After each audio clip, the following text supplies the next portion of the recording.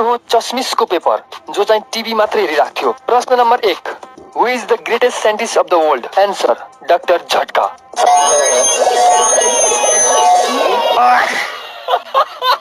Question, गोबर gas भनेको के हो? चित्र बनाएर कसरी बन्छ देखाउनुहोस्। एन्सर, गोबर ग्यास भनेको गाईको गु मतलब गोबर गर्दा सँगै निस्किने पाद मतलब ग्यास हो। अब क्वेशनमा चित्र पनि देखाउने भनेको छ, यसको चित्र पनि हेरौँ है त। चित्र अलि तल बनाएको छु। ए तल छ अरे गाइस, हेर मेरा।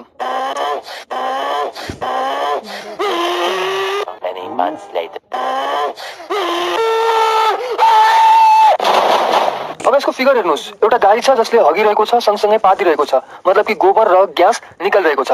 मतलब कि क्वेशन अनुसार थियो हो चस्मिसको पेपर जो चाहिँ टिभी मात्रै हेरिराख्थ्यो। प्रश्न number 1, who is the greatest scientist of the world? Answer doctor झट्का।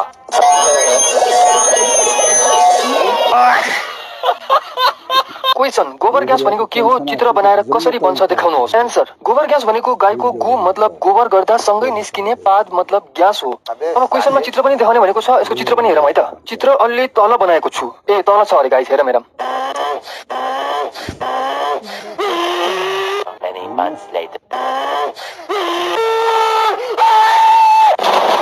अब यसको फिगर हेर्नुहोस्, एउटा गाडी छ जसले हगिरहेको छ, सँगसँगै पादिरहेको छ, मतलब कि गोबर र ग्यास निकालिरहेको छ।